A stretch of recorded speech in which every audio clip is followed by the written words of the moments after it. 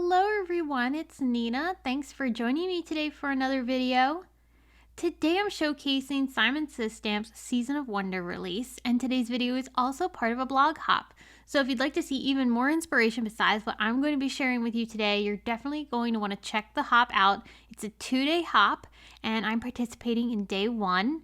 As always with the Simon Hop, there's a gift card up for grabs at every stop along the hop. All you have to do is comment over on my blog. I have a link below in the video description if you're watching this on YouTube. And there's also a free gift.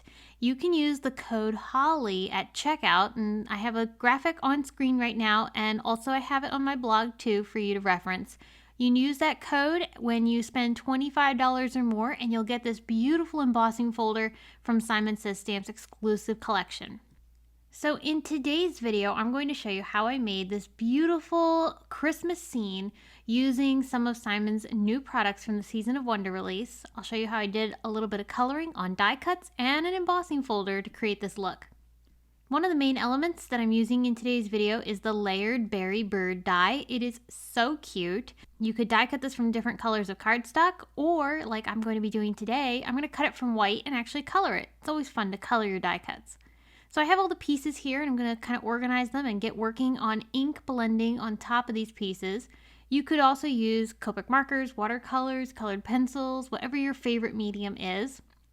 I'm starting first with Marine and Royal, 2 of Simon's blue colors from the Positively Saturated collection, and I'm ink blending the body of the bird, the wings, and the head with those colors. For some of the smaller pieces, because they're so tiny and hard to hold, I'm actually putting them on top of my Tim Holtz grip mat. This is really nice for helping keep your die cut pieces in place as you work with them, helps grip them, and it's not sliding around as easily. I'm also using Simon Says Stamp detail blending brushes. If you watch my videos, you see me use these all the time. They are fantastic for small area ink blending. For the belly of the bird, I thought it'd be fun to throw in an unexpected color, so I'm using Melon. It's a nice light orange, and I'm just going to fade that out to white. I'm going to keep the concentration of the color down along the bottom, and then just let it fade out. Of course, this bird is sitting on a little branch, and the branch has berries. Since it's Christmas scene, I had to choose red, so I'm using cherry ink to color in each of the little berries. There are 3 in total, and we'll actually enhance these later on with a bit of glossy accents, so that way they look nice and shiny.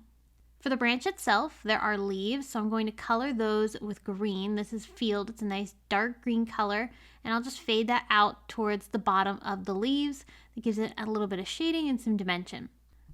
For the stem of the branch, I'm going to use Woodsy. It's one of my absolute favorite colors of brown from Simon's Positively Saturated collection, and I used that to create just a little bit of a variegated look. I left some areas a little darker than others, just so it wasn't all one flat color. Once we have all the coloring complete, I am going to start assembling this bird. I'm going to use a liquid glue for this. I always find a liquid glue is super helpful for assembling images like this because it gives me a little bit of wiggle time.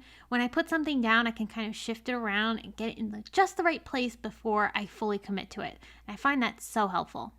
This bird is super easy to assemble because the die, when it cuts all the pieces out on the main body of the bird, it actually gives little indentions for where each of these little smaller pieces should puzzle into. So this is such a simple thing to put together, and you could make lots of these and put them on a simple card for a Christmas card or tag. I think that would be super cute.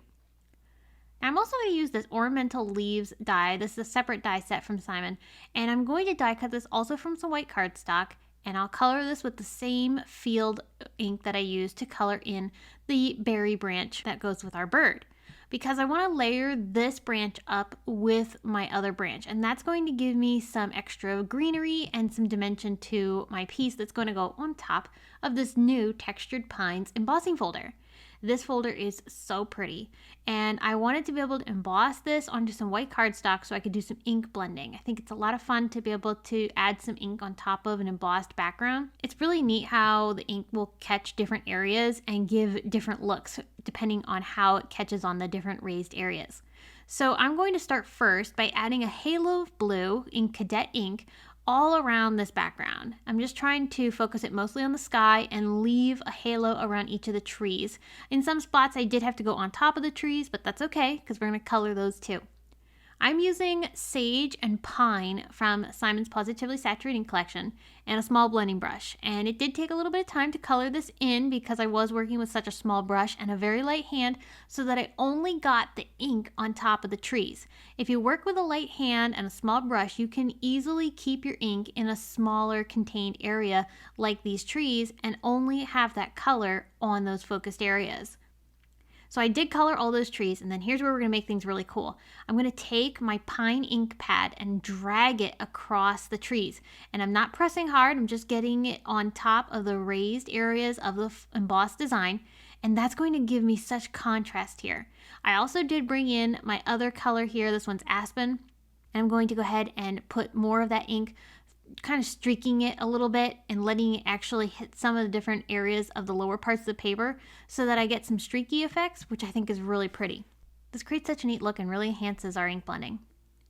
All right, now I'm going to bring in a falling snow stencil from Simon Says Stamp. This is an oldie but a goodie, one I use every year around the holidays.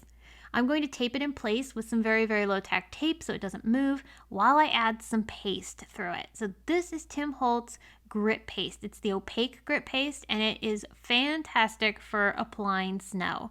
So I'm going to apply this through my stencil, and this is going to give me a really nice snowy feel on top of these pines.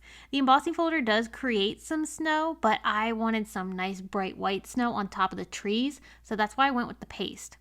Once that dried, I'm going to start bringing in my little berry branches and leaves and start assembling them onto my card project. I did attach the two leaf pieces together with some liquid glue, so that way they were fully adhered together and nothing's going to shift as I go ahead and attach this then with foam tape. So this entire piece has been glued together, and then the foam tape is what's going to give it some lift off of the background. It gives a little bit of separation and gives also that nice shadow, which makes it feel dimensional. So our bird is going to go on top of this, and I want to make sure I have the placement right before I fully press that down onto my background. Then the bird I also attached with some foam tape, so that way he was raised up as well. And this final little greenery piece I tucked right behind him, and I just used some liquid glue for that. Now he's sitting in a snowy scene, so that means there has to be some snow sitting on this branch because it would be falling onto the branch. So I did put a nice little clump of that opaque texture paste onto the branch, and then I also used some glossy accents to add some gloss to the berries.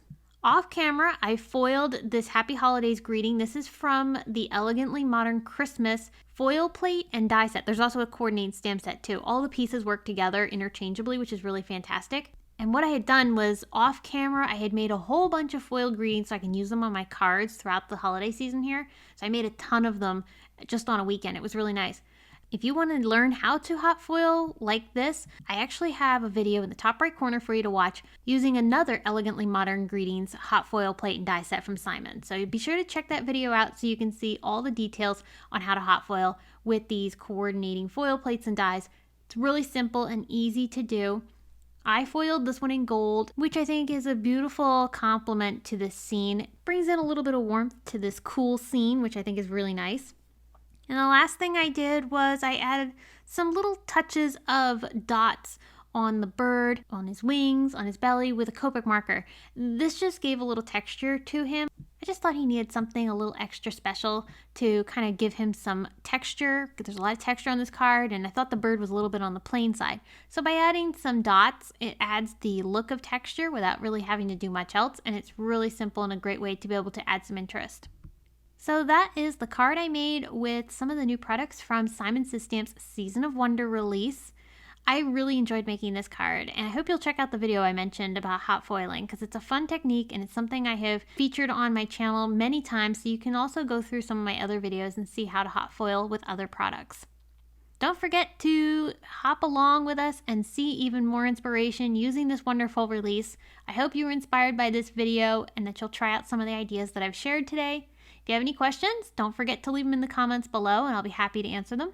In the meantime, thanks again for tuning in. I'll be back again soon to share more with you all. But until next time, I hope you have a wonderful day.